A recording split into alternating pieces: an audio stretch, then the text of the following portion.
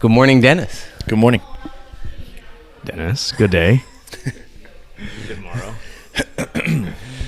So we got Denis Gonzalez here. Dennis, you have trained in two stints. Like, what would you say because there's at least one hiatus in there, correct? Yeah, there was a break for about almost a year that I took off from.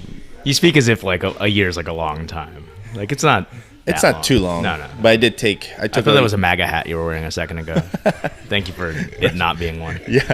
But anyways. Representing. It's a UFC hat. Cowboy. He's getting ready for McGregor Yeah. Sorry, year-long hiatus. Yeah, I took about a year off. So I've been on and off for a while, just when we bought the house originally, and just taking some time off. But eventually, I came back around, and I just always kept on doing it. How long have you been training now? It's probably been about 4.5 years. And you started which gym? This gym? This one. The grand opening of this gym was when I first started. Nice. How did you find this gym? Through my friend Zack. I've known Zack for a while, probably about 7-8 years now. And when we first started, I remember him doing jiu-jitsu, and I was always kind of like, oh, let me try it out. And then I went to the gym right before this one, which was Dean in university. I think That was probably Goldenrod. Goldenrod, yeah, yes, it was. It was Goldenrod. So I went there, I tried it out one time with him. And then he's like, hey, we're opening up a whole new gym.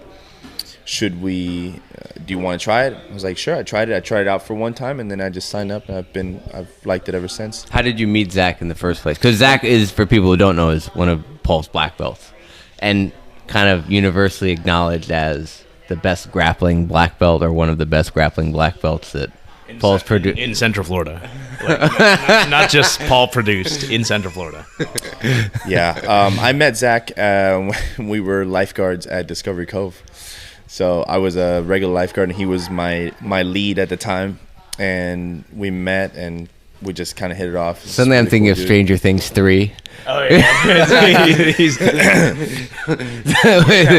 That's how. Yeah. Walking by, all the maybe single mothers are swooning over him. Probably like Brazilian tourists at Discovery Cove. Even better. Yeah. You know what the funny thing about Zack is that most people that know him probably don't know that he does jiu-jitsu, or that they have no clue how good he is.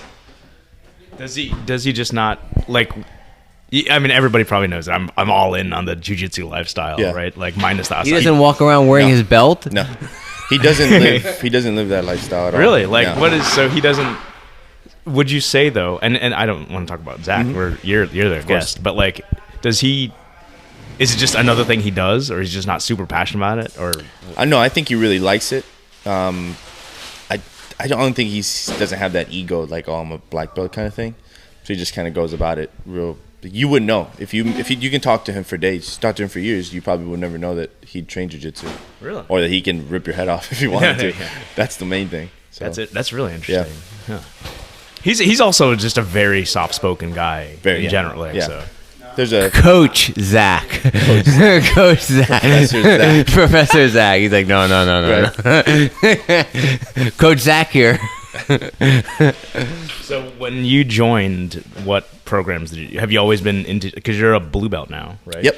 I mean, like realistically, you're a purple belt. Yeah. But like, did you always do jiu-jitsu? You did MMA? Yep, I did. all I the never above? really did too much MMA. I've always I started off doing evenly jiu-jitsu and Muay Thai, and I kind of stuck through it. I never really had a passion for one more than the other, which I think sometimes hurt me a little bit in jiu-jitsu. I think I could have put more focus, but I've always enjoyed Muay Thai as well. So I've done both probably about the same amount of time. Because usually when I came, I would live so far that when I would travel over here, if I took an hour, So 45 yeah, you're minutes. commuting from Altamont Springs? Yeah, right now. Before I was commuting from all the way from SeaWorld. Oh my When I god! would You'd have come- to take tolls and stuff. To Yeah, get I had there to too, take so. tolls and that stuff. Oh, So when that's I would terrible. come, we would do 3-4 classes a day. Yeah, I mean, or you as just make many it as I worth your can while, get. basically. Yeah, exactly. It's still pretty far for you. I mean, Altamont's not. Yeah, it's close not bad. It's about There's no 30-minute easy drive. way, But with traffic, it can be a little bit Where in more. Altamont are you? Right by the mall. Are you really? Okay, 434 cool. I used to 94. because I'm from Altamont Yeah, originally, so okay. it's like I just know the area real well. Yeah, so it's not too far. Sometimes the traffic can be a little bit more. Yeah, that but dude, that we used to I-4 commute. over I-4 is like It's terrible. you're going left to go right to go. Yep. I'm like, what the Yep. hell is going on here? So yeah, we used to live by SeaWorld when I first started, and my commutes were so far that I couldn't afford to come in just for a jiu-jitsu class and then go back home. So I would come in and do, from 6 to 9 or 10 o'clock whenever the classes would go. Did work happen to be closer to the gym so you could go to work and then come here and then make the... No, I worked at Discovery Cove. So we were like, I lived... So you live by Discovery Cove and you work there? Right, yeah, I lived Okay, like 10 all minutes from Discovery. We all did. Most of our friends did. So the only thing that I would ever come to this side of town would be for this, Oh, wow. Okay. Yeah, so we stuck it out for a while, and I used to always tell Zach, like, man, I wonder if there's a gym close by, but ever since we came here, this is all I've known, and it's What was Zack at the time when you started? a blue belt. A blue belt. Okay. When we first started, that's crazy, man, because I talked to a lot of my friends about it. Is when I first met, I think it was like a 4-stripe blue belt. He might have just got promoted to purple, and I've seen him go from that to what he is now. And I'm still sure he was very good. He was really good. Even as a purple belt, he was still giving people problems. I mean, I think he's always given a belt above problem ever since. I bet, yeah. 100%. So when you started training here, where was Zack in the process? Was he already Blue. So 4 years ago, he was blue? He was a blue belt, might have just got promoted to purple. I vividly remember him wearing a blue belt. Interesting. I'd have to go. I mean, are you We trying have to check the archive. Is this IBJJF league? It might be a little bit more than 4 years. I think training time might be 4 years. But when I first started here, I mean, we can look back at exactly when this gym opened. And for sure. Yeah, that's true. Yeah. So, do you?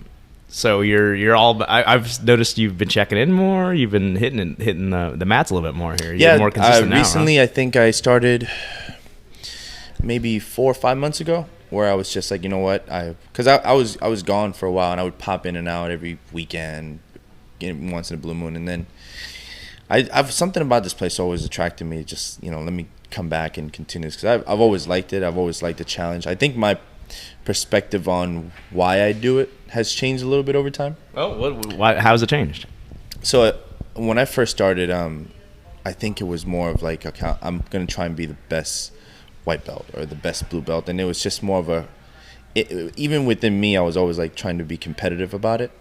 And now I'm just like, man, there's like you obviously get humbled the second you walk in this place. And now it's more for me, it's like, man, I just want to get as good as I want to learn as much, but I want to be okay with myself, like with failure. Like if I get tapped out by a blue belt, that's okay. Or if I get tapped out by a purple belt, that's okay.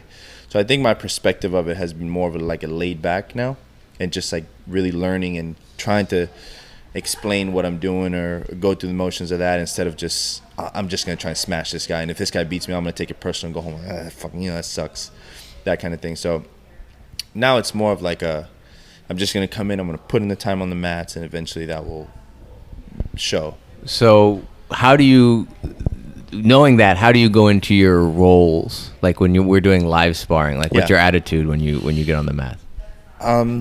Well, yeah, and now it's just, I'm totally okay with like, okay, if this guy beats me, I'm okay with that. And I go into him kind of the same thing. I'm always going to try and do the best that I can, but don't take it like once the roll ends, that's it. That's where that ends. Which before I think I was, you used to like hold grudges against people. Not hold grudges, but I would No, that's what I heard. Like it sucks. Or be frustrated with yourself. Or I would be more frustrated with myself. I wouldn't really hold grudges against people, but I would always doubt myself. Like, damn it, like how did that happen?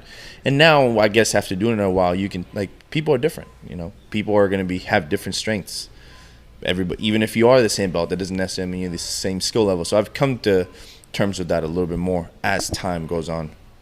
Now it's like, it's okay. Me and Noah are the same belt. If Noah taps me out, that's okay. But before, I would always go home like, fucking, how can I get better at this? I think maturity comes along with that too. It does. Right? Like, it does. Yeah. I mean, like, so not to get with ages and stuff. How you've been training about 4 years off and on. Yeah, about. How old were you when you started? I must have been like 22. And now you're like late 20s. 27. I mean, you got your fiance, not wife. Yeah, like, fiance. You got a house and that sort of thing. Yeah. I could see where that the humbling and the ego sort of like quells itself. Yeah, but at the beginning it was this thing will check your ego for real, you know. But then there's also like the curves of learning, right? Like when you first start, I think you're starting off slowly, and then you hit a peak and you're like, all right, I'm really improving. Then you plateau again, and it's always like a sense of plateauing. I mean, sometimes it even goes down just to give. Sometimes it does go down. There are months or yeah. weeks where you're like, I didn't do so well. Like you start to go back and you're like, I didn't do so well this month, and then you kind of spike up again and you learn something new and you start trying different things. But I think it's just a game of like evolving you as a person, and then you're rolling in your style and always adapting and like coachable. Before, like if another blue belt were trying to tell me what to do, I'm like, you know, what's this guy doing? But now it's like maybe I could learn a lot from that, and I'm like super open minded about learning and stuff. So what I mean, I think martial arts is a very specific type of thing that people get into. Mm-hmm. Did you want to fight when you joined, or were you like, man, like that's awesome, like, I want to do that, you know? I used to do a lot more of the talking, just like shit talking about fighting, but I'm not a confrontational person. But I don't think I ever wanted to fight like MMA. It's always been scary to me. I've only had one fight, and I'll probably will never do it again because it was so scary. So I never really wanted to fight. I just wanted to do something that kind of took me out of my comfort zone, something challenging. And this is one thing that I'm sure we can all agree is, at least for me, it's something I'm really proud of. Like coming in here and like did you do anything athletically before? I've always swam, I guess, because you. Yeah, right? We used to swim, basketball, football. I've always been athletic. I love sports in general. So even when I was little, we used to always play sports. But I never did any kind of wrestling or anything martial arts related until I came here. So this is the only martial arts I've ever had. So what makes you, like, what draws you back here versus, like you said, you swam, you played basketball, football. Yeah. Like, what draws you here versus, like, oh, you know, I'll just go play pickup basketball or something on the weekends instead?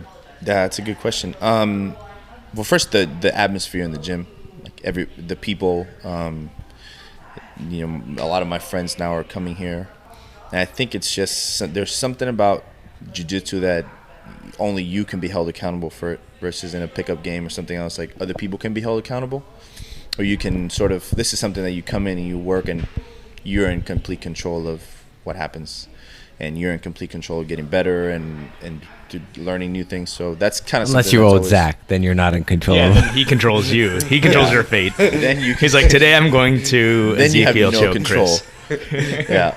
So yeah, that's always been something that I've been attracted to, is just the camaraderie of everybody here. And I think one of the nice things, and I don't know if you guys can probably speak on this, if it's martial arts or it's just somewhere like this, the community that you have around us, that everybody's fighting for the same goal.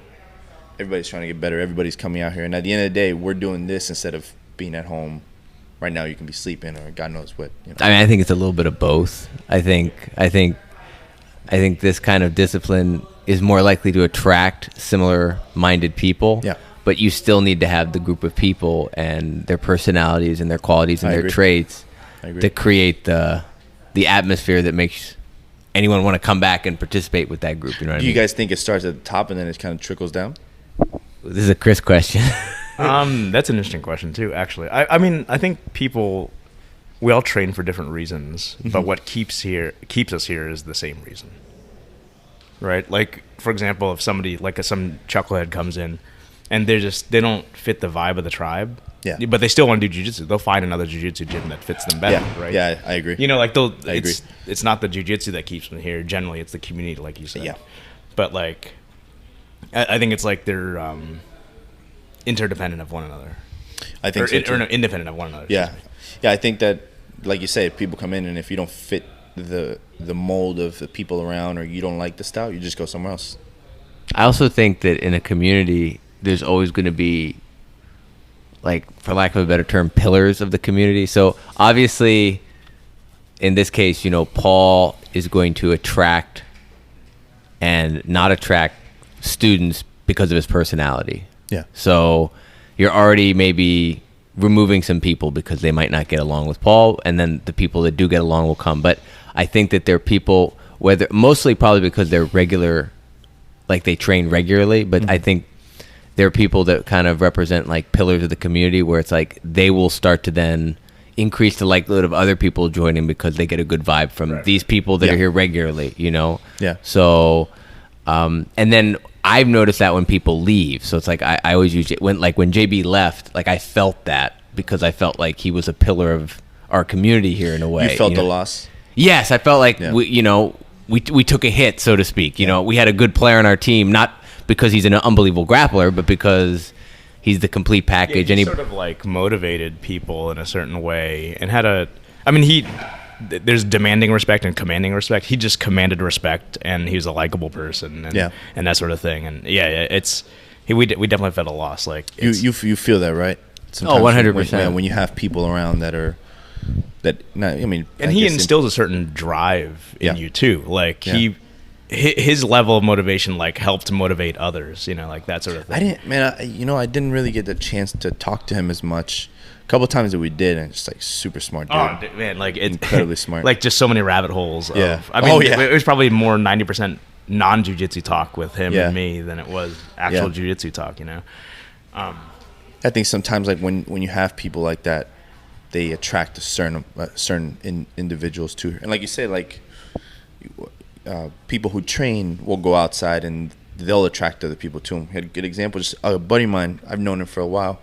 He came in, just like randomly came into this gym, and then we found each other, and he's like, a friend of mine has been coming to jiu-jitsu, and I just like, man, I really like what have you been doing? And he explained, he'd been coming and training jiu-jitsu here, so he came out and checked out the school, and now he wants to try. So I think that kind of rubbing with people who do jiu-jitsu is kind of rubs off on others. Yeah, it definitely.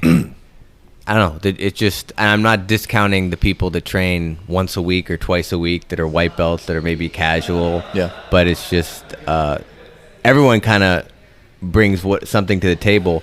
But especially if that person is here with some regularity, then they're going to have an influence, positive or negative. So it's like if we had a bunch of shitheads around that train 4 or 5 days a week, that would probably discourage people from training too. Yeah. So that's exactly true. It works both ways, but I think we're very fortunate. And I think of, I know when people talk about like championship sports teams that win back-to-back championships or something, it's like it was a special mixture of a collection of people at the right place at the right time. And the thing, and I know this sounds a little overly dramatic potentially, but it's like I'm very appreciative of the period we have right now here, because I think the gym's doing very well and we have a great like collection of people here, but life can happen to a bunch of these people and things can change. So I'm appreciating what we have. It is top down though. I mean, like you asked, I think it all stems from Paul, right? Like I think he's the Bill Belichick. I don't know much about sports, but I know he's like a pretty popular coach, right? Popular in a very, very small region and then despised everywhere else. But he's good at what he does, right? Yeah. He commands respect. I mean, Paul doesn't cheat though, right? Like I know enough about football to know that he's a cheater. Dang. Is that not accepted that he's a cheater, or he is like? I literally don't know anything about football. I grew up in Maine, so I might take exception to that. Wait, do you? Okay. Yeah, he might be. But it's top down. No, but he's a dick. Like, I'm a Patriot fan, and he's a dick. He's a great coach. But he's a great coach. He's good at what he does, right? Like, yeah, but he might ultimately like drive his players away. Then we're getting into sports. And have you guys heard about the USA coach Mike Krzyzewski? Also the Duke coach for college basketball? No. His name is Mike Krzyzewski. He's a basketball coach. Try and spell it. You'll never be able to spell it. Yeah, it's really good. But I know you're talking about. That guy is known in the whole NBA community as being not only one of the nicest guys, but one of the most well-respected coaches. He's a USA team and also arguably one of the best college football coaches of all time. Basketball. Yeah, for Duke. But that's kind of what you're talking about. Somebody like that, it just kind of rubs off and it trickles down starting from them. So he coaches like the Olympic basketball team? Yes. Okay. Yeah. How'd they do? They haven't been doing too well. But that's because a lot of their main players aren't doing the Olympics anymore. They want to go to like terrorist states, basically, right? Exactly. His main, he's claim to fame is the fact he's coached Duke for many, many years, and Duke has been a top 10 basketball program over that entire time. And he's coached a lot of the best winning streaks in the Olympics. So when a couple of the big Olympic teams that won gold for them was coached by him. My familiarity with Olympic basketball is the dream team from. It would be like Professor X. He's like the Professor X of The professor. You're trying to. Okay. I'm trying to put in terms. I'm trying to put terms that you can under. Well, I mean, like 80s, 90s Professor X, or like modern Professor X. Let's go 90s Professor X. All right, like so where he wasn't that. All right, perfect. So what else outside of jiu-jitsu and Muay Thai for that matter? Muay Thai, yeah. What else do you do? Man, I'm a big video game geek. So Really? Yeah. What game? I like Diablo? Call of Duty. I'm a big Call of Duty fan. I've done that for a while, and I still like. Even now, I just take breaks when I get home sometimes, and I play. I play online. And it's just like one of those things that just detaches me from reality. So I'm beginning to recognize a certain generational gap. Yeah. Most people who are around. I mean, I'm like 10 years older than you, Uh-huh. but I don't hear y'all mention like Fortnite. No, I don't play. What's Oh, absolutely not. That No? It's garbage. No, How is it this popular? It's a part of the American zeitgeist now, and people who are like 27, 28 and up want nothing to do with it. Nothing to do with it. And it's like little kids who love it, but it's making like billions of dollars, right? and it's a free to play game. It's And so is it free? popular. Is it freemium? I mean, like you gotta. This No, all it's free. microtransactions or what? No, I mean, there are That might microtransactions be, up yeah. the ass, but that is for cosmetics and stuff. yeah, So exactly. barriers to entry are gone. Yeah. But Call of Duty, it's like a $70 game, right? Yeah, yeah. Is it harder? Is one harder and one easier to learn, harder to master? I think that Fortnite is incredibly hard. I haven't played Fortnite I've ever. only seen it, and I'm like, what the The heck? concept of it, it could just be me. And I saw scaffolds and I was like, "What the fuck's going on?" I'm like, "We got like pitch axes and stuff." All the 12-year-olds that listen are rolling their eyes like these old farts. yeah, Fuck these yeah, guys. they come talk to me about Fortnite. I'm like, I don't know anything about Fortnite. Anything that looks, if anybody who knows me knows this. If it looks fake to me, then I don't. know Oh, nothing really? about- So it's yeah. not even a matter of gameplay. So Yeah. how do you deal with like okay, inarguably one of the best games ever, Contra. What? No. Are you kidding? Yeah, if it looks, even movies, man. Sometimes like I have to be dragged into like if it looks Like what? Like give example. Come on. Okay, this usually happens. This is what usually happens. Something like Avatar comes out. I'm like, I'm not going to watch that. Yeah, I mean, it's weird, right? You look at it like, I'm not going to watch it. It looks fake. This shit, it doesn't make any sense. You go watch it. It's a great movie.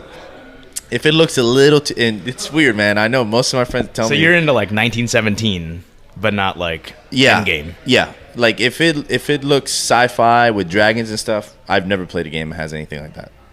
Okay. So it's kind of But that's like a whole genre of games that are Yeah, it really is. good. Like Yeah, it like the eliminate- role playing games, Yeah. like like Witcher 3. I haven't played Witcher 3. Is Witcher the Netflix thing?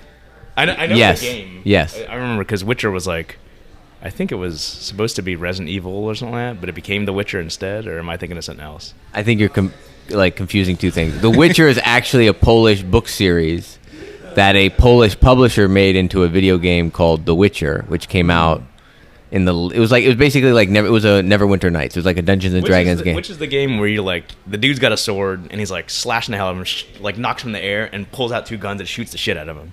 Oh, it's not The Witcher. No, that's Devil May Cry. Excuse me. Yeah, What is it? That's like anime style. Yeah. And that was supposed to be Resident Evil, I think. Okay, that might be true. I don't know that history, but that's But possible. either way, Dennis is out because it's got dragons and zombies. Yeah. Wait, so no zombies for you? I mean, those look real. No, the only zombies that I did was the Call of Duty zombies. But if it's a zombie game, I probably won't. Okay, play so it. you would probably like BioShock. Yeah, like Did that. you play BioShock? I played it a little bit, not much. I also You gotta play the whole game. It's good. It's good, and there's a huge it's got one of the best moments in. I like that. I do love cars. I love cars. So any kind of racing. So racing it. I even Hardest have games. Yeah, I'm like I- this is nothing like real action. Yeah, Gran I- Turismo. I actually Yeah. I think it was 2 years ago. I got a racing wheel with like a force feedback wheel, and I play that all the time. So it's fun. So what do you play, like Forza? Yep, Forza. That's one of my favorite ones, and I'm a big Formula One fan. What system you playing on or PC? Xbox. Xbox. Yeah. All right. Yeah. So I do that. Other things, obviously, spending time with the dogs, and I like doing stuff for the house, man.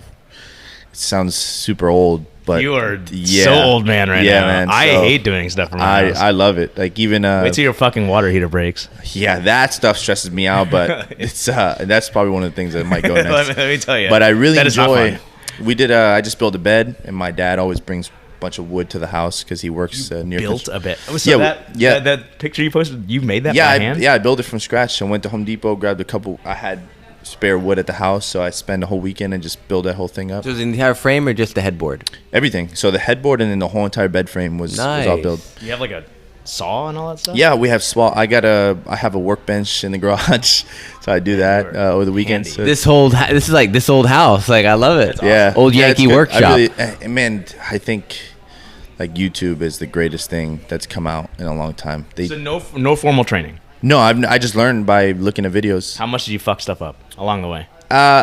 You do a lot of stuff. And you're like, maybe I shouldn't do that again. But it's fairly easy if you're just handy with tools like a drill and stuff like that. They make so many things to be good at it. And the instructions there's endless videos online on how to make stuff. So do you nerd out watching that more than jiu-jitsu videos online? Yes, 100%. Boo. This is probably not a very popular opinion, but I'll ask you guys this: how many jiu-jitsu videos do you guys watch on a daily? Noah can answer first. Go ahead. I probably watch, on average, 30 minutes to an hour of jiu-jitsu videos a day. And what do you how about you, Chris? So I always leave it. It's almost always something jiu-jitsu related. Like, even if at work on my, I'll put a YouTube video up and just leave it ambiently playing in the background. Mm-hmm. I'll minimize it and still listen to it. Like a match or no, because there's nothing to listen to other than people screaming. So more like instructional. Boah. Instructionals, podcasts, just little documentaries. It's almost always either 80s cover music or jiu-jitsu stuff that's playing in the background. And why do you guys listen? What do you, besides obviously if you listen to a podcast of somebody talking about jiu-jitsu, do you guys look at techniques and stuff? That's what I'm looking at. Yeah. I'm looking entirely at techniques. Sometimes I'll look, man, but I don't really look too much into techniques. I find it hard sometimes to look at something and then be able to replicate it here on the mats. What if you had mats in front of you and you were doing it while you were watching it? That might be a little bit better, but I feel like sometimes I'll look at something. I'm like, I don't know how that would translate into... Or in my case, I have 2 body pillows, and I'm I'm doing ashigarami on the body pillows, and okay, how does this feel? You really do that? I've done it on occasion. I'll tell you one thing. I actually made this. You know how I'm really not that active on Facebook. I still have my Facebook account because everyone in the gym uses Facebook. It's just the easiest way. I mean, if ever we post stuff on that, but I use Instagram more as a social media thing. But I made a post early on about this is so long ago that Akib commented on it. That's how far back it was. 2 years ago. I was very early in my white belt. I talked about I'm now scissor sweeping the sheets off my bed in the morning. You know what I mean? But let me tell you something. I've noticed that all my movements now, movements, and usually getting out of bed is the most obvious one. Oh, yeah. It's all I'm hip heisting. I'm doing it's technical get ups when you take your shoes off. I know, it's fucking crazy. You guys are the real deal when it comes to that stuff. No, we're just nerds. There's some people. Yeah, there's some people that live it and breathe it. I feel like both of you guys, that's a big. I mean, I'm definitely fully infected. I was bitten by the jiu-jitsu spider, and what caused it? I'm probably sure you've been asked this question 1,000 times by everybody, but what set you off? I'm gonna try this, and not only that, but to be as motivated as you are. I think it's the right place, right time in my life. Honestly, I think if I had started this, the easiest thing to say, oh, imagine if I started this when I was 18. Awesome. Thing is, I wouldn't have been. The thing about it is, and it goes back to. God, I'm gonna do my tennis story again, even though tennis is how the fuck do I keep talking about tennis? But when I was 13, my parents came to me. I'd been training for 6 years at that point, but casually, and my parents were like, "This is the age that we hear that if you want to be serious about tennis, you have to start training 5 days a week, whatever. And is that something you're interested in? We'll support you." And I said at the time, no. I don't want that. I want to still have a life. Because even at that age of 13, I knew what that meant, and I wanted to have a balance in my life. I don't regret that. At the age of 13, you recognize that you need to have balance in your life? Yes, as arrogant as that sounds, like I know it sounds. I don't think there are 40-year-olds that recognize that. Well, I know it sounds weird, especially the older I get. At the time, it's like, again, we can go into a whole like plethora of reasons why I certain things seem normal to me, but now I realize they're not normal. Like, it goes back to being homeschooled and all this stuff. Like, in a way, I was Encino Man in a way. You know what I mean? I get that. So there was a naivety to things. But I definitely, because I was involved in I knew tennis well enough that I knew what the lifestyle was, because I had met those people that were my age that were trying to make it pro. And when you're a pro, especially at that age, like by 18, 19, you were expected to be a pro and competing. Nowadays, it's more into like the early 20s, but still, it's a sport that starts early. So you got to start gearing up right around puberty for guys, and once you get your like adult body strength, you should be ready to go. You know, Nadal was already competing when he was 15 or 16. You know, I mean, they're competing, but professionally. So the thing is the reason I'm bringing that up is I would not have the capacity or interest to train as hard as I do now, because I train almost every day. Yeah. But it's because... You're probably the most active person at the gym next to Paul, right? Like and Victor. I would say Victor. Yeah.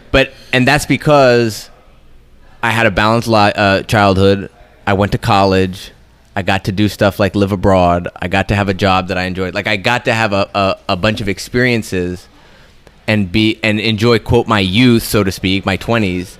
And now in my early 30s, I'm a little more comfortable with being settled, and now I can really embrace grinding routine hard. So I think the reason I can do this as often as I do and not get burnt out is because I've done all this other stuff. Is it a little frustrating? It's like, oh, I'm doing it now instead of like, I could be so much farther along. I always think that too. Naively, yes, but I wouldn't have gotten as far as I've gotten already back then. Because I didn't have, my mind was in a different place, you know? No, so I agree. That's the reason why I can train as much as I do, and it's just I just love it, man. Did you envision yourself, Chris, ever becoming a black belt? Was the black belt always? No, so I started just going back to college because I befriended a group of guys, like nerds who were also fairly athletic in college. And we all had our sort of like combat sports backgrounds. Like, I had one friend who did like karate, and I was doing taekwondo for I think 11 years or 9 years at that point. And both of them had also wrestled. And my dad had somehow inherited a wrestling mat, like a big 8x8 wrestling mat, like the roll-up kind. And he's like, "You want this?" I was like, "Yes." How old are you? I'm 37. No, how old were you? How old were you at the time? At the time, I was a sophomore in college, so 20, 19, 20. And so we would literally load the wrestling mat into my buddy. We stored at my buddy's apartment, and we would just lug it into to the student union every Friday night. And I was a president of another club. So I would just like book a room under that club's name and be like, and we would literally have like fucking 6-guy fight club in the student union. And early on I was like, oh, I've got 9 years of taekwondo in me. I'm gonna whoop all their asses, right? But like each of them who had like 4 years of wrestling experience would just shoot double leg and just grind me in the mat. So, so you had your own open mat in your sophomore year of college, and it was basically the UFC because you were seeing which martial arts will reign supreme. And it was, and actually that's what got me into following Danaher. Was I bought a book called Mastering Jiu-Jitsu, because you just in martial arts experience you learn like that was by Henzo, right? It was it was written by Henzo. No, gross written by Danaher. Like he had hair and everything. It was awesome. But like, so we would sit there and we'd like read, like thumb through the book and like, oh, okay, this looks cool. And we would just sort of like try to apply that in our sparring. And like, we didn't know about drilling and properly training. We'd just beat the shit out of each other. It was stupid. Like, I actually broke my friend's wrist, like kicking the fuck out of it. Jesus. Like, it was stupid. Like, he's a firefighter. He's like, Chris, I still deal with that, right? I'm like, I'm sorry. But so out of college, I joined another gym by the that Paul may know about, and I had every intention. I was like, I found out about the gym. And I was like, oh man, they have a fight team. Let me see if I could try out for that and blah blah. And like literally, I thought I was gonna like. When you're a dumb college kid, you don't realize, and especially like, the sport was fairly young, you don't realize like the work that's involved in becoming like a fighter. Oh, jeez. you just don't know, right? Yeah. And so I was like, and I think I came in with the approach of like, oh, I'm gonna do fairly well in here. Right. I've got these years of martial arts experience and blah blah. Realized like, oh wow, you need to make it like a full-time commitment. Yeah. Right. And after a while, I'm like, no, it's, I have the sort of like blue collar work ethic mindset of I need to I finished college now. I need to get a job and start my life. Right. And this is just a hobby on the side. Yeah. So I never pursued that. It was always just a hobby at that point. But I think just to answer your original question, like what bit us, like what kept us is I generally have a fairly addictive personality. Really? I'm just very fortunate that like it's geared towards things that are like not the most self-destructive. Yeah. And this I have is pretty self-destructive. You Oh, get hurt.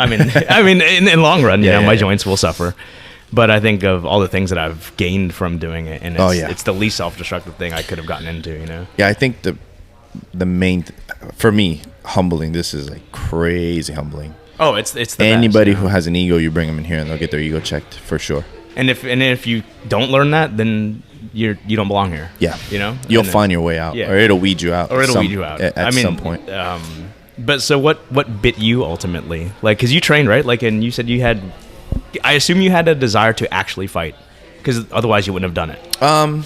No, Or was I never it sort really. of peer pressure, and you're like, everybody, I'm training with all these other guys anyway. I might as well do it, or what? I think it was just something. Sound cheesy, but it was a bonding thing for me and Zack. He did it, and I was like, hey, my buddy does it. Why not go out there? And once I came in, I saw how good he was. It was a good workout, so we were. But he's never fought, though, right?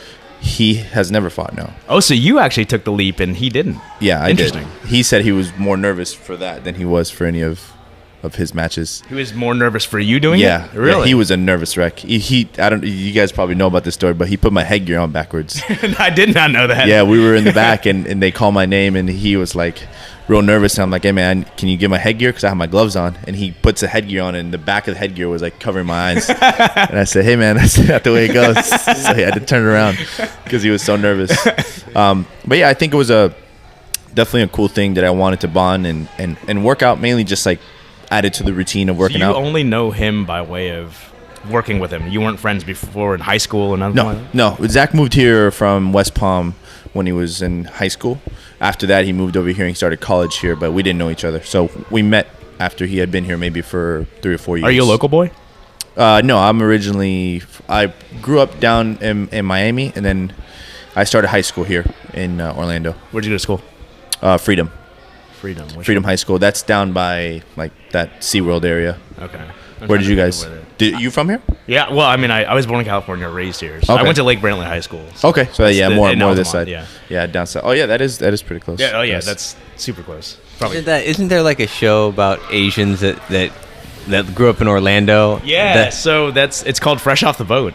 Yeah, that's about you, right? No, it's not, because I always steer myself. There are two types of Asians, right? There's like, because I'm a first generation American, and my parents came here in '75 and all that sort of stuff during the Vietnam War, and they're like definitely two types of Asian. There's the ones who their parents were like, assimilate. You will, I'm gonna raise you to be basically an American, and they're the ones who like, not to, it's not wrong or right, but I'm going to say they're a little bit more tribal, right? Mm-hmm. And they're still only hang out with other Asians. You see them. They drive Hondas and that sort of thing, right?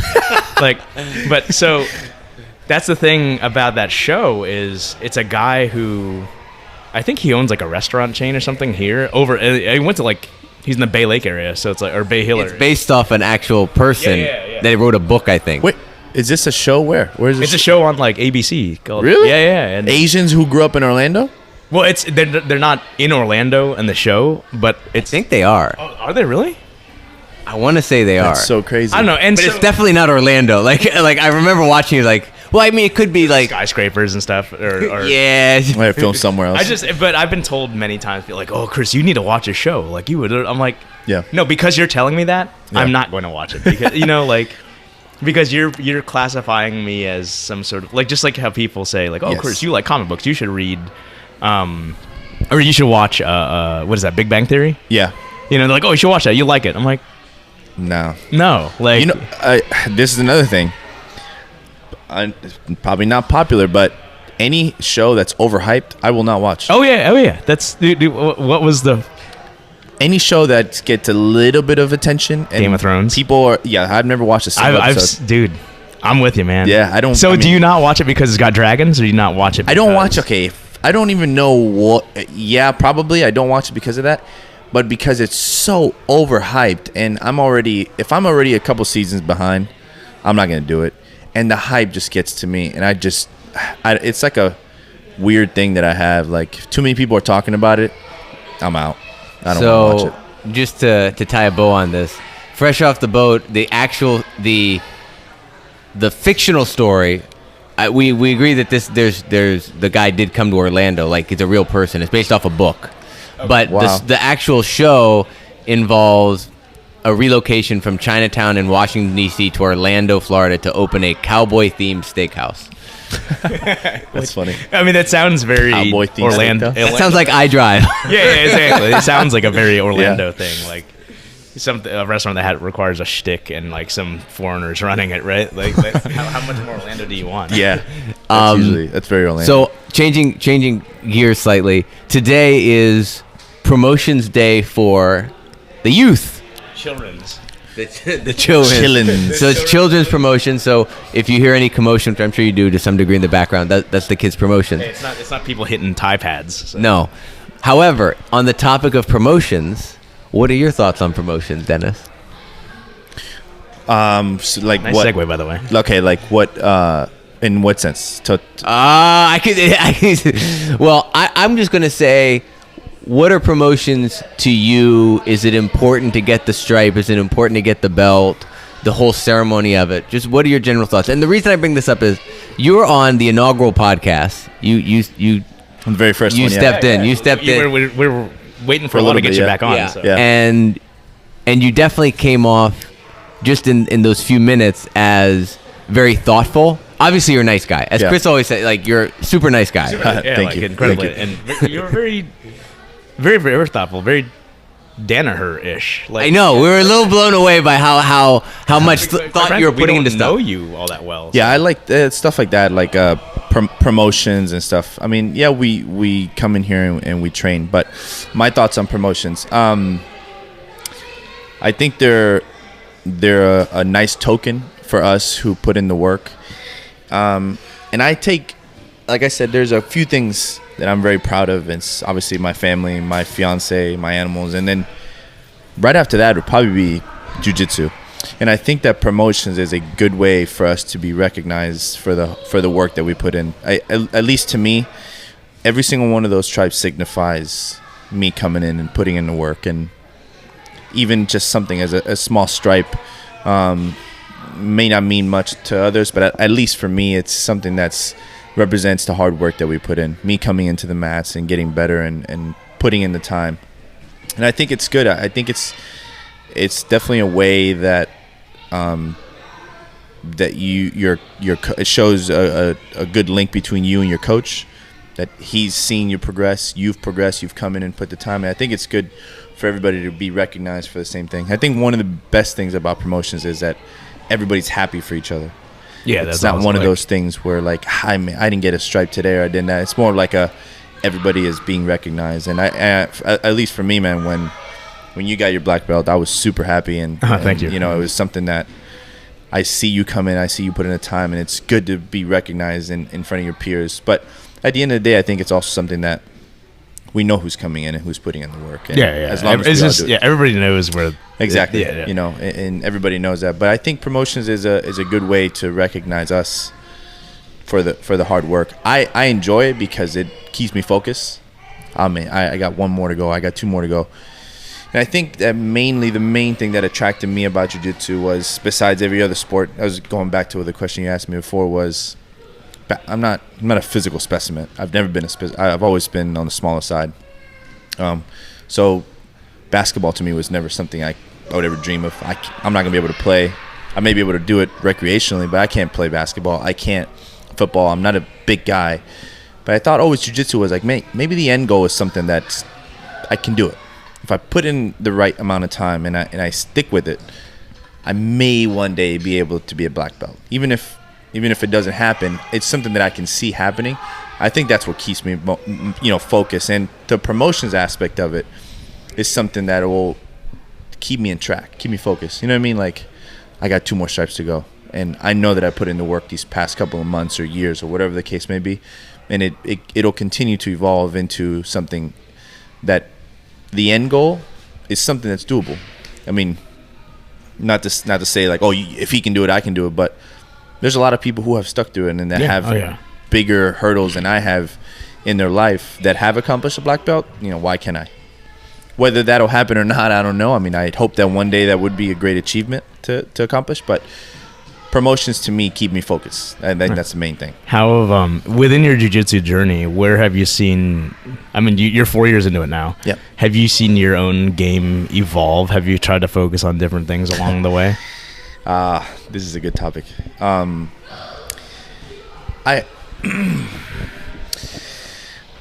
Evolve, yeah. I think I've become more comfortable with my game, but I don't think it's evolved too much. I'm very like one trick pony kind of thing. My jiu-jitsu is not very. Tell us what your tricks are. Yeah, my jiu-jitsu. Yeah, even if I tell you, I mean, he feels like Zack light, honestly. Like, yeah, I feel like you do a Zack pass.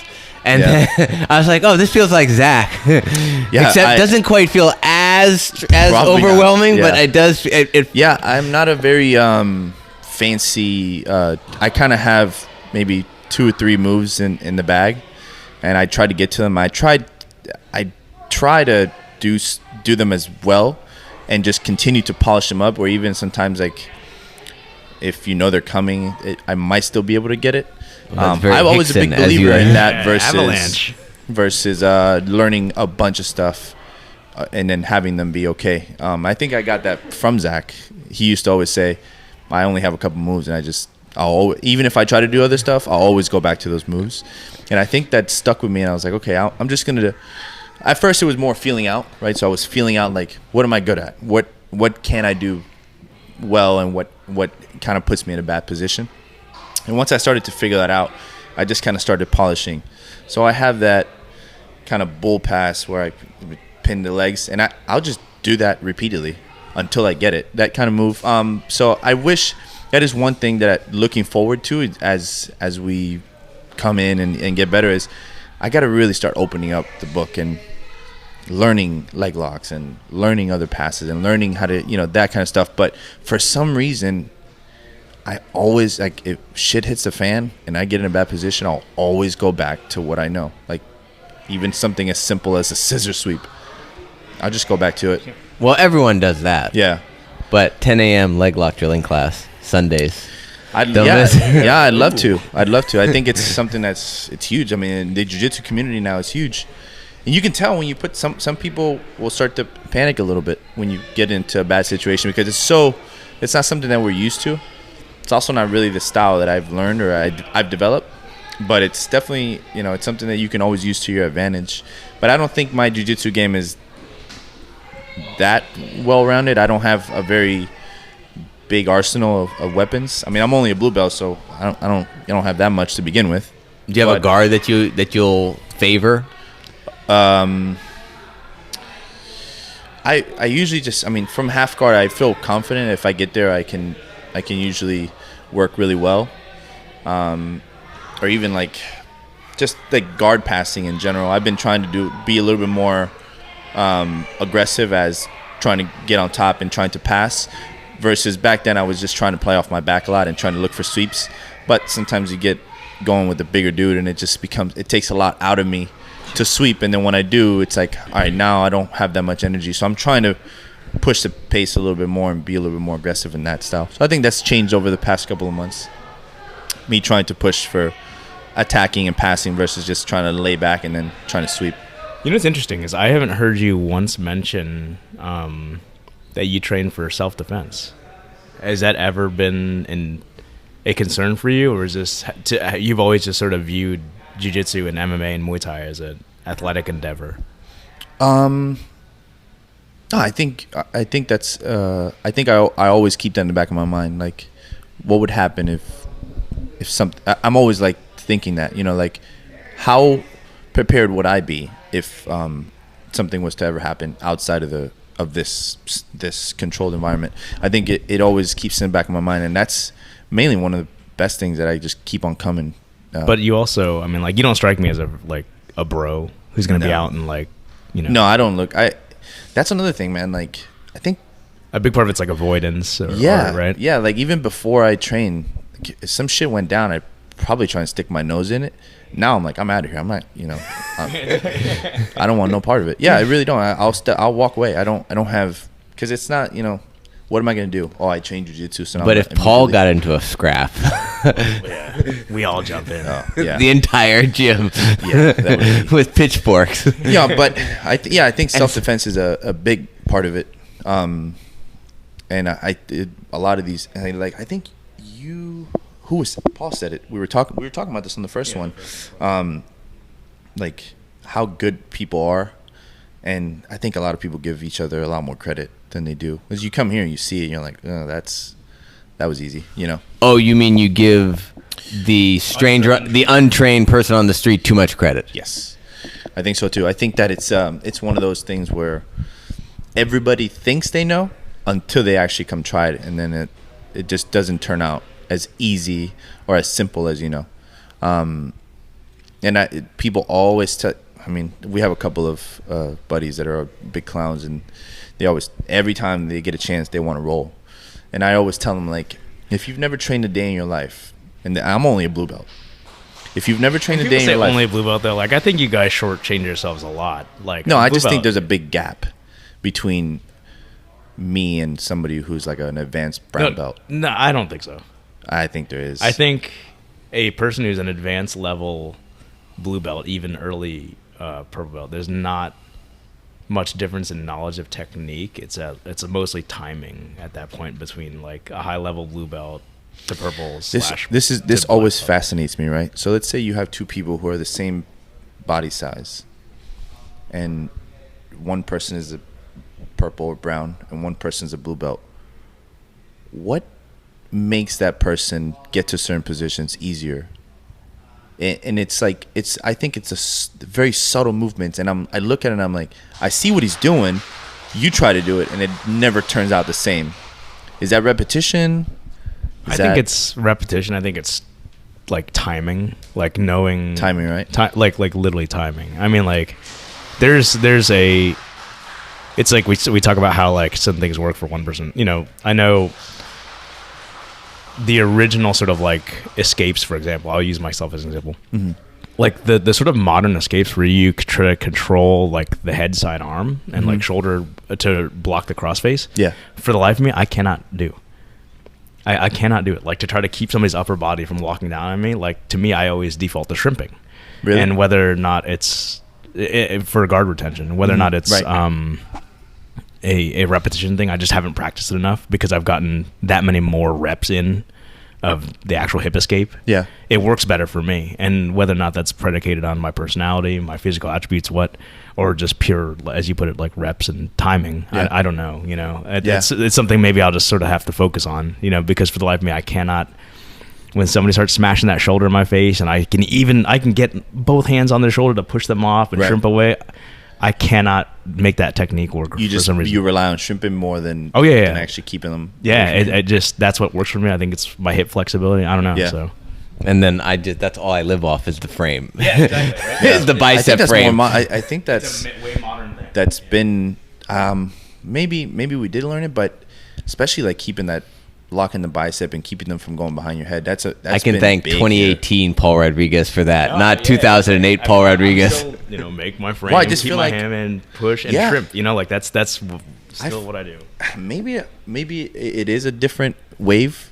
And it sounds too trendy. New school, baby. Yeah, maybe it is like a new thing because I felt like before it was a lot easier to get to somebody's head and sort of smash and then trying to keep now it's I like think they were more worried about blocking the hip, which Yeah. I still do, Yes. versus blocking the upper body lockdown. Now I feel like you get the second show and it's like the battle's just beginning here. You still have a long way to go before you can even. I think it's timing ultimately, people, and like recognition of like what options are available to you, and like how to answer your question. That's ultimately it, because I don't think there's a huge gap in technique, the breadth of technique. Yeah. I think it's more of a recognition of when and where to apply. Yeah. It's such a thing for me because I always think about that, and then it goes a little deeper into somebody from the streets. Like, what position do you think that somebody who's never trained can put you in that you would feel vulnerable in? Well, I think there's the issue of going with trained versus untrained, and we were talking about this yesterday after Randori Nogi talking about Grace University and what their blue belt curriculum is and how it's all combatives. Oh, yeah, 100%. They are not. There's no rolling. You wear MMA gloves at least once a week, and are simulating being a untrained opponent in the street, and the other person's training how to defend against that, closing the distance, taking them down. So it's more for self-defense? Yeah, 100%. 100% self-defense. It's combative. I've seen it. I have the curriculum. It's very. I mean, you and I look at it and we go like, okay, like we can do that. Yeah. But I guess that little bit of information for somebody to put against somebody who's untrained is a huge leap of knowledge. Yeah. No, I agree. And their argument is we're not, our blue belts are definitely different from another school's blue belt, because only a blue belt do we start doing jiu-jitsu on jiu-jitsu. Point being, I think to the previous thing of, is there, what's the difference between, in your words, Chris, like an advanced blue belt and a brown belt or whatever. I think there's a lot to be said, and I could be wrong because I'm just a blue belt, so I haven't. But my suspicion is there's an intuition that you develop, that invisible jiu-jitsu we talk about, that you develop over years of just being in positions and feeling someone else and them tensing up and them shifting their weight and knowing what to anticipate. I mean, I can do proper techniques with higher belts, but they'll shut me down because they can anticipate it coming. Not because they see me doing it, but they can feel the preamble of that. The progressions that, at least in my head, are not there yet. Yeah, so that's just experience and just feeling it. Now, what's interesting is, I think when it comes to a street situation, because we roll so much with other jiu-jitsu people, I certainly feel like I could be susceptible to an athletic, an unorthodox person in the street, because they're going to do things that I'm not calibrated to sense. I don't. I agree with that, but in my head, I'm like, have you ever rolled with like a big dude, like let's say Justin? Yeah. There is, in my opinion, this is just my opinion. Yeah. There is no way that a dude on the street can put you in the position that man is putting you through. And yeah, you might tap, but you might survive.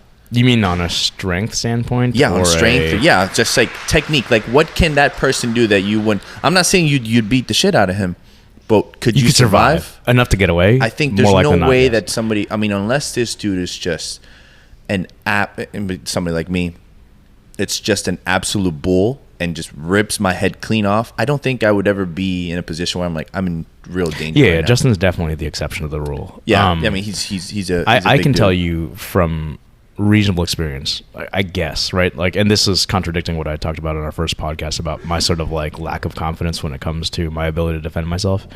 Actually, when I was a high level purple and working for the other gym, I was doing privates with a guy, and he wanted to learn pure self-defense. Like, he's like, I want to do MMA. I want to basically do jiu-jitsu hits. Like, that's what I want to do, because I want to learn to fight, not do sport jiu-jitsu. I was like, all right, so we'll modify. I have Muay Thai experience and that sort of thing. Right. And when we rolled, and I have a very lazy grappling style, I would just like wet blanket him, and he'd be this super tense guy. I mean, like, right. And I was like, man, like, just to give you a heads up, like, I can literally feel everything you're doing because you're so tense. and I could feel right when you're about to explode because I can basically hear you holding your breath, like that little bit of like, before somebody like does like a deadlift, where like, like that the first click before you do a deadlift, like I can feel you doing that. So like, I'm gonna shut that down every single time. Yeah, and I was able to, and that's probably a more accurate representation to an untrained person, even though he did train before. Yeah, no, that's true. Versus like a true jiu-jitsu versus jiu-jitsu, where also it's like harder to tell. The way they use energy.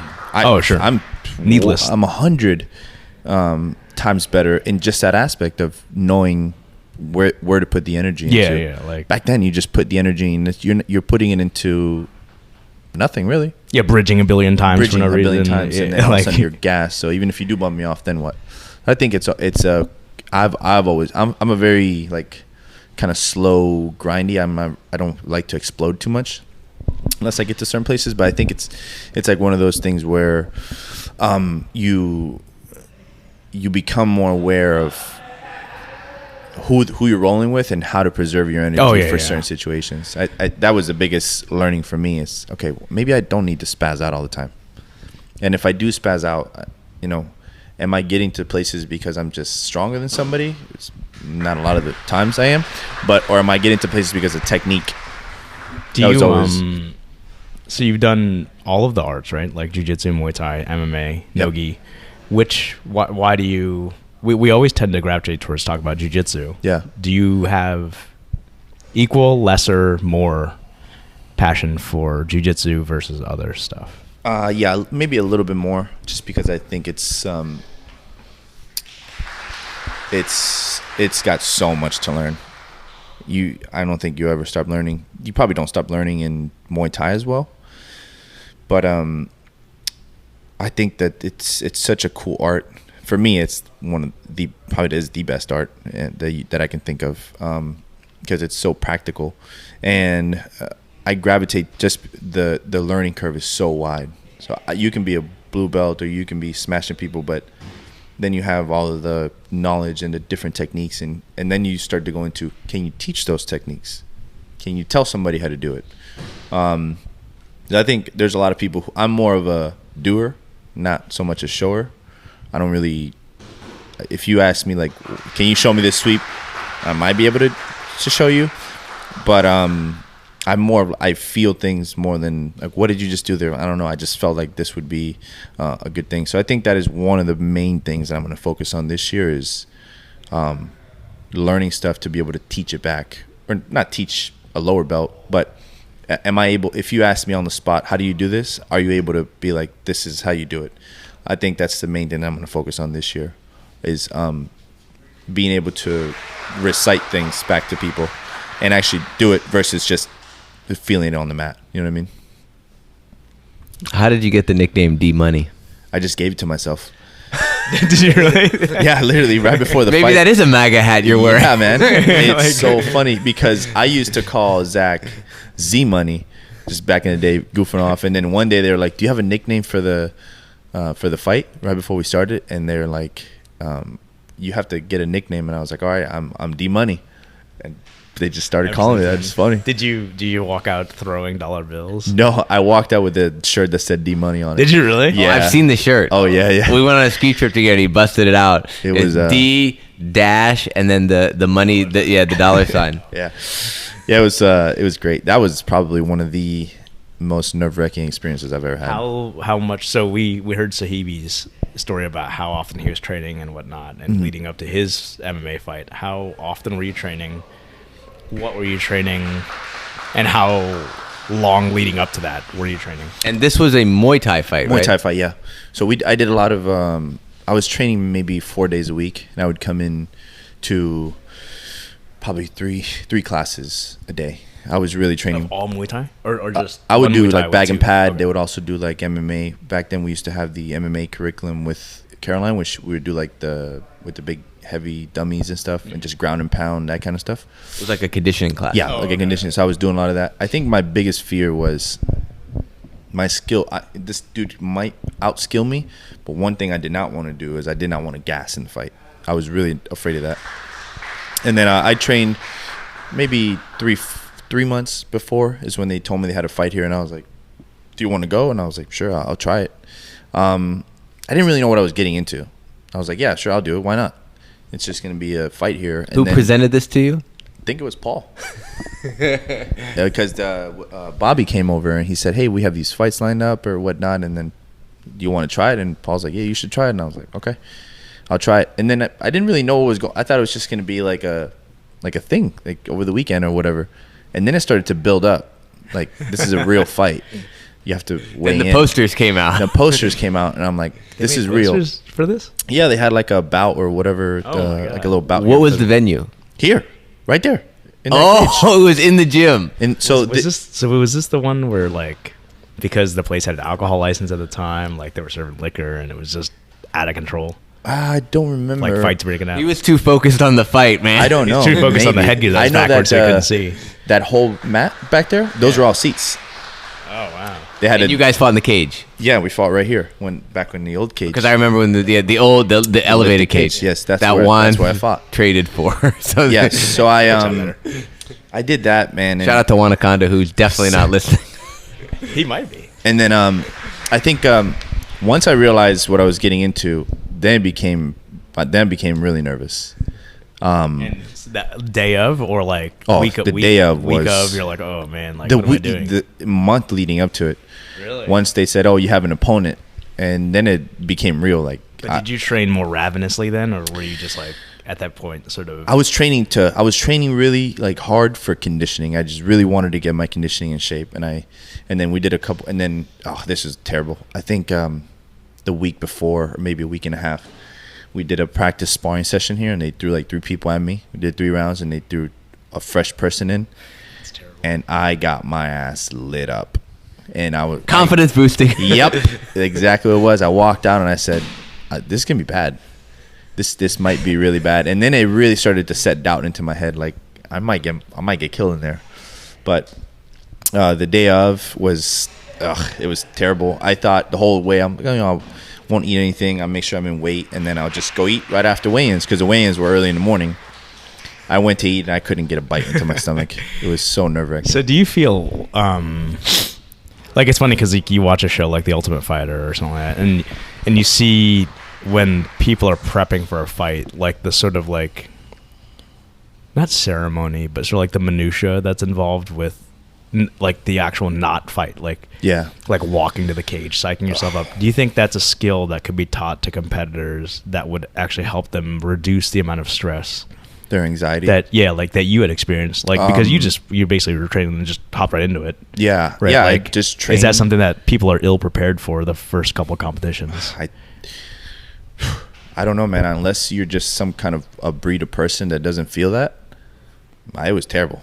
Like, making that walk from that back door up here, and then Paul put that Vaseline on my face. I was shitting bricks. I could not explain to you, like, my stomach was in a knot. I walked up to the cage, and they said I looked like comfortable, and I did a lap around. I couldn't even hear the ref talking in my ear. I couldn't hear him. It was just noise, like white noise. How do you feel that you performed given the nerves? Do you feel like it got in the way of your performance? I think the first time when the bell rung, he rushed me. He threw like 3 or 4 like punches. Who did you fight? Do you remember? I don't remember his name. You don't? Smaller dude. Okay. And then fucking, this is so bad, dude. I didn't even have hand wraps. Oh my God. Like shorter than normal hand wraps. And I walk up and I go, "Paul, you think these will be okay?" He goes, "Yeah, I think so." Did he actually say it, or did he just like do this? Yeah, he did one of those. Like, "They'll be okay." This is the thing I'm eventually going to gift. This is going to be my gift to the gym, is gifting or jiffing, whatever it is. Paul's face. Paul's doing the chin nod. Yeah. The chin nod. It's exactly what he did. Bringing his lips up in the old nod. Sure, I'll do it. So I went in the back, and then as I'm getting ready, my fucking opponent walks in with like a whole entourage of people. And his the same locker room? Yeah, right next to me. Wait, you're supposed to keep the opponent separate. Come on. No, he was right next to me. He fucking walks in, and his coach has a bucket with like gauze and all kinds of shit, and they start wrapping him up. And I'm like, I'm gonna get my head kicked off or something. So then I go, hey, Paul, you think you can wrap my hands like the real with the gauze and stuff? So they brought gauze and he wrapped them up. So that made me feel a little better. Like, all right, at least I. Were you like, hey, can I borrow that? Yeah, man. Hey, let me borrow that. Your opponent's gauze. Going back to the nerves, we walked in and I think the bell rang and he rushed me and threw a kick, which I didn't feel it. It's amazing how you don't feel it, right? Like, yeah, no, with the adrenaline rush, nothing. You don't it's feel crazy. anything. Like, you don't feel anything. Have you ever trained with Paul Muay Thai? I mean with Zack. Zack Muay Thai, no. Zack. I asked Paul how Zack and I used to walk out here limping with like Would he just purple. beat the shit out of you? Yeah, we would just kick each other to death. It was awful. So I knew for a fact, I was like, there's no way that this kid's gonna kick me that hard. Okay, that's it. So I walked in and he rushed me and threw a couple punches and then my nerves really got to me. I was like, oh shit, this is real. But I started to settle in and I think when I landed my first shot that I felt he felt me and I saw him kind of like back up, like, you know, if you've ever trained or sparred or something, you hit somebody and they're coming, and then you hit somebody and all of a sudden they start to slow down. Oh, right. You can feel it. Oh, okay, that might have got to him. So when I threw that one, I felt a little confident, and then when I threw the knockout blow, I felt it right down my hand. I was like, that landed flush. Right, nice. Yeah, and then obviously he stopped the fight, and that was probably one of the greatest excitements I've ever felt. I can't explain. That's interesting. Did you? Because you don't strike me as a particularly not mean person, but like when I had my fight, like, you know, they always say like, oh, how you train is how you end up fighting, right? Mm-hmm. Like, and I was doing a lot of Muay Thai at the time, and one thing that happened to me is it took me the first hit to realize I was actually in a fight, similar to you, right? Yeah, me too. And then like at that point, like I don't remember much. I remember conditioning was a factor. I was out conditioning the guy, and at one point, I body kicked him, left body kicked, and he folded over. And I literally stood there staring at him. And thinking back, I'm like, oh man, like I could have literally finished him right there, but I didn't because I was just like, because I do it now. If I hit somebody, I leg kick somebody, I back off. Yeah. Right. And like, did you train that way, or did you have it in your head like, I'm just gonna put this guy out? No, I didn't. We had worked on that overhand right a couple weeks before with Paul, and I felt like, oh, that's comfortable. Was he a little taller than you? Is that why you shorter? That? Oh, he was shorter. Yeah, shorter. I just went right over the jab, and I had thrown it before in practice, and it landed a couple times. And then when I threw it and it landed, I knew I landed flush because it went right down my whole entire like forearm up to my shoulder. Oh, really? And I felt it, and I was like, oh, that was a good hit. And then he kind of stumbled back, and then the ref got in the way. And all I remember is like I was looking for Paul and Zack because I didn't know, and Paul just said, "Get ready," you know, because they're probably gonna release him again. Yeah. And I was just bouncing around, like just trying to get in my head, like what was going on, because I knew I hit him, but in my mind now, the whole thing was just a big blur.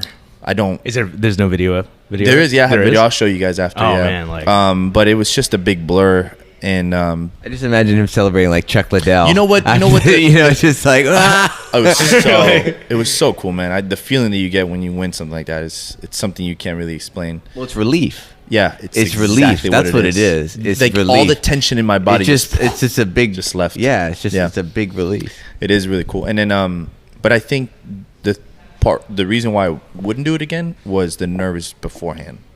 Was that one of the worst feelings? It was the only thing that I can imagine it being like, being with a girl that you're not too interested, and then they say, "Hey, I'm pregnant."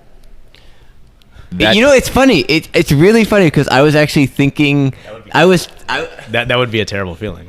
I was thinking that I was like, this is kind of like the reverse relationship thing where it's like you have sex, that's the good part, and then you have all this anxiety of like, oh God, is she pregnant, sort of thing. Exactly what it is. You know, that this is the reverse. This is the reverse.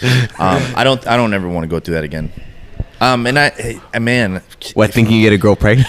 yeah, or fighting. Yeah, no, the fighting part of it was okay. Wasn't bad. I was in there. I think I was having fun, but I knew it was just more of like a automatic feeling. Like I wasn't really thinking too much. I was just kind of going off just like instinct kind of thing. But the lead up to it was not fun. So this is I gotta stop saying that because I realize I open a lot of my questions with but as a hypothetical, if you can put yourself, this might be a hard one to answer. Mm-hmm. Imagine you had not won the fight. would you have kept training? Would you be motivated? Or I gotta do it again. Or would you have taken time off? That's such a good question, man. I think I always try and put myself in that. Like, what if I would have went to decision? Or what if I would have got KO'd? I had all my friends, like my girlfriend at the time. She's my fiance now. She was there. All my best friends were there. I mean, it would have been so devastating, and I think I would have maybe taken some time off just because I would have doubted myself, in a sense of like I'm not good enough. I've been training for a year and a half now, and I thought I was okay because I can hit pads really well, but in a real life scenario, I got my ass handed to me. I think that would have put a lot of doubt in my. I would have taken it personal. So interesting that you've experienced you've experienced rather an incredible victory. Yeah, and that didn't outweigh the anxiety leading up to it. Like, no. I'm surprised that it. Yeah, like, you wouldn't be like, oh man, I'm seeking that high again.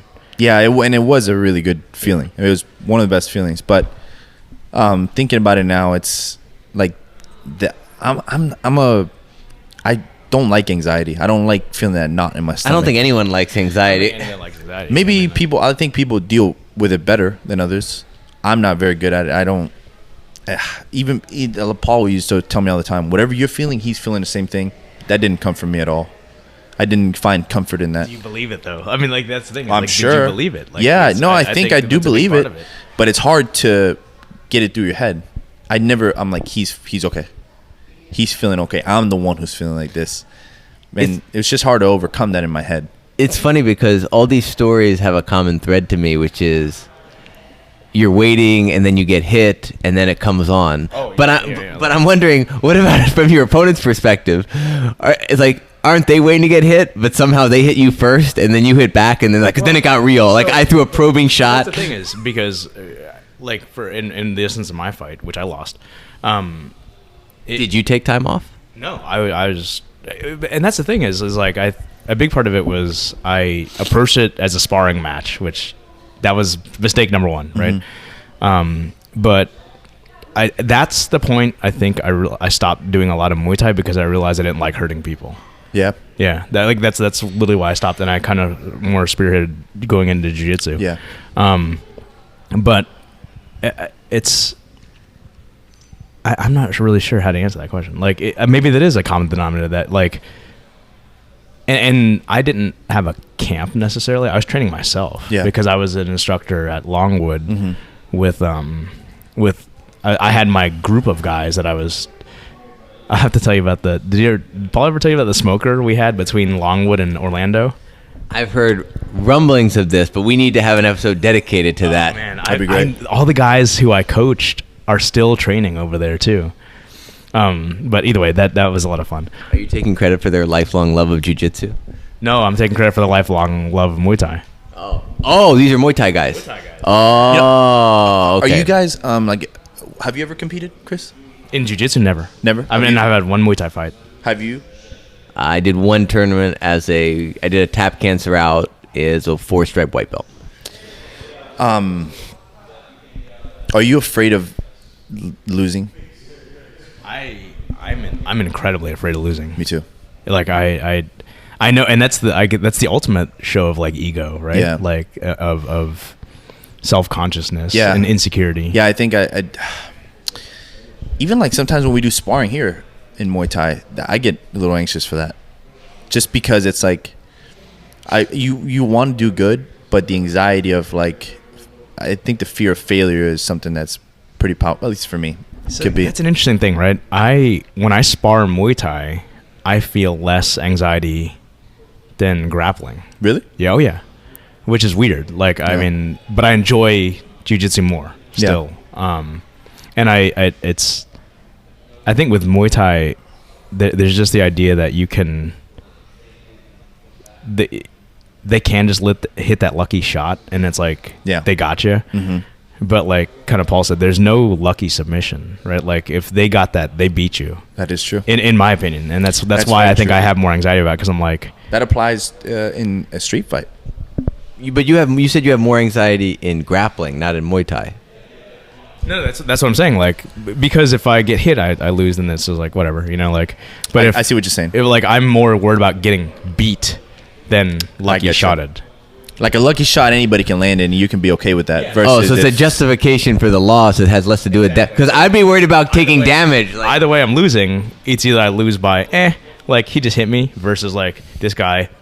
There were like sequences that he had to accomplish to be able to beat me. You know. But see, for me, it's the opposite. The fact that there's like a variable that I don't have control. Like, oh, the guy could just tag me with a lucky shot, and I could get hurt. But that's scary. That's just fate, though, right? That's scary though, because I don't have about that because you don't have control. Because I don't want to get hurt.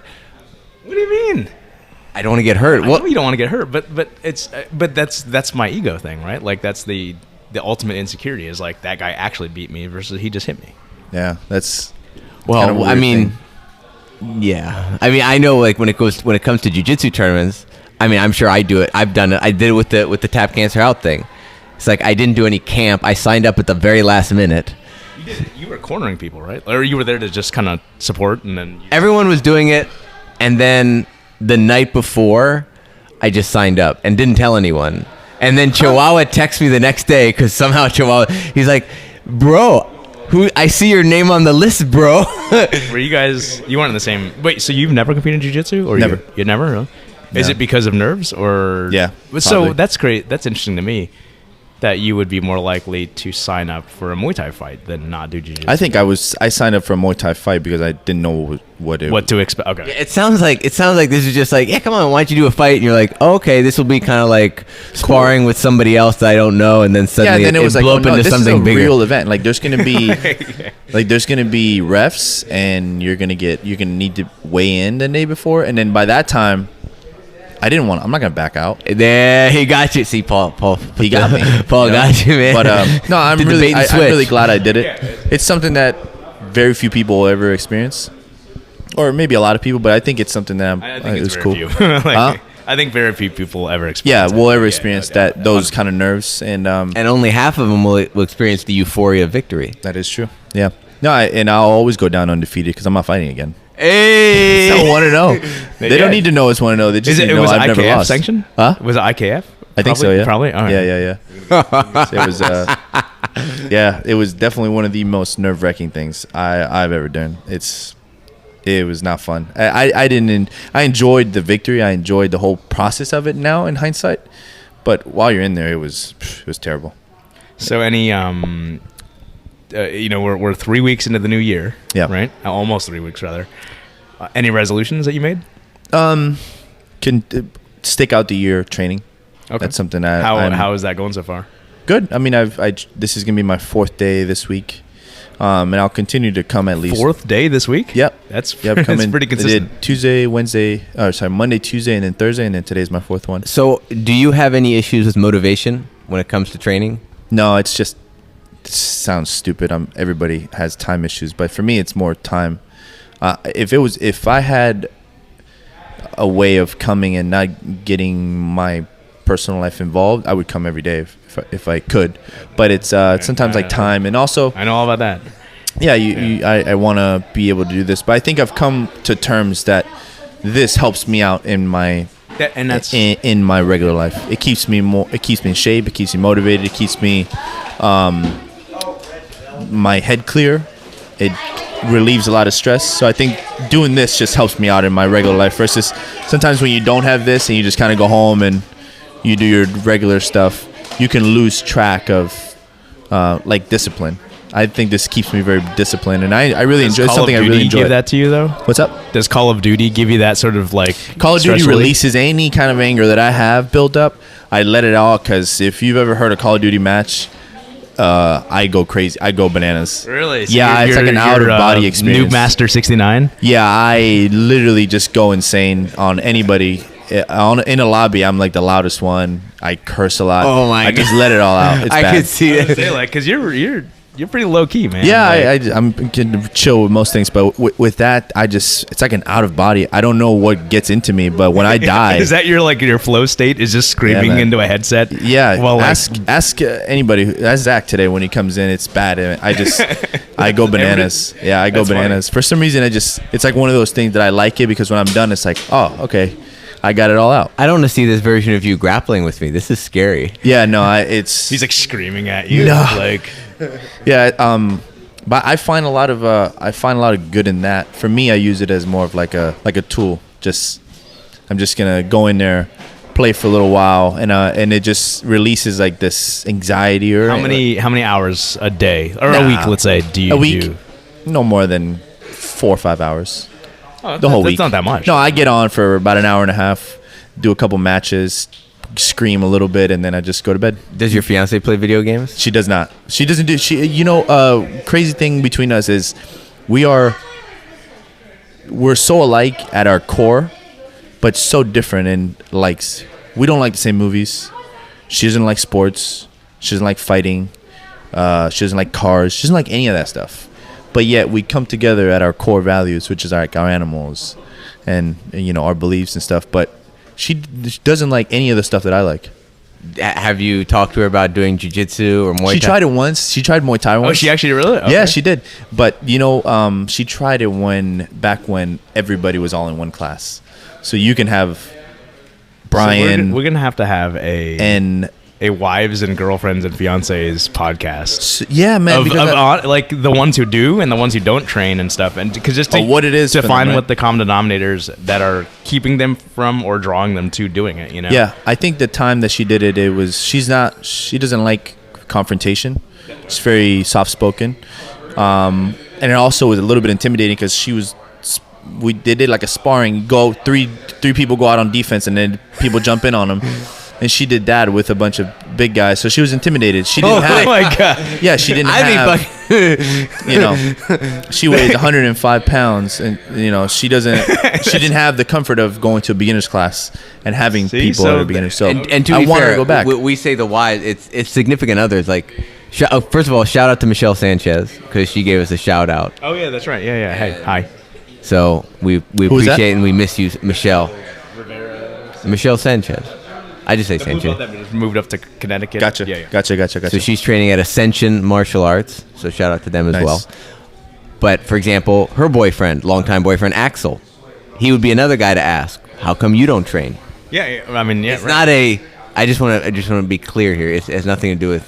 It's not a female only. Female, thing. yeah. It's not a female. Right. Like Stacey Thornton. She. Exactly. She's married. Is your She's married? Chris was actually surprised. Like, I've never even seen her mention her husband, so like I don't know. It's pure. Shout out to Stacy. Yeah, but so why doesn't her husband? He does video games and tabletop.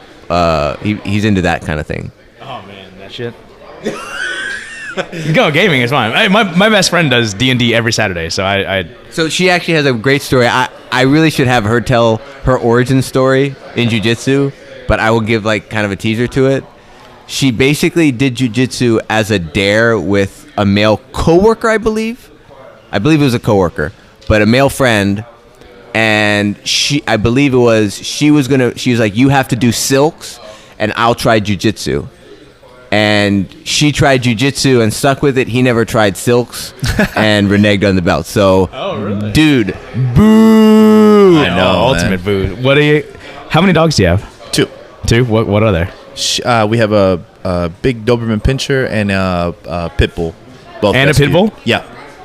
Who wins in a fight? She's probably her. She's smaller, but our big dog is just like a big dummy. Oh, right. He doesn't know how the big he Pinscher is? Yeah. So the pit bull is probably more, but she's not aggressive. But sometimes she'll snap at him. But I think that his personality is very nonchalant. Just kind of does. You whatever. had them both as puppies? No, we rescued both of them. She was Really? 5 when we rescued Good her. for you, and man. he was a year when we rescued him. Awesome. Yep. Well, we got 5 minutes before class. We can't let what happened the other day happen again. Yeah, we were a minute late to class, even though we've been here. Like, that was kind of embarrassing. Oh, it's terrible. What are you practicing today?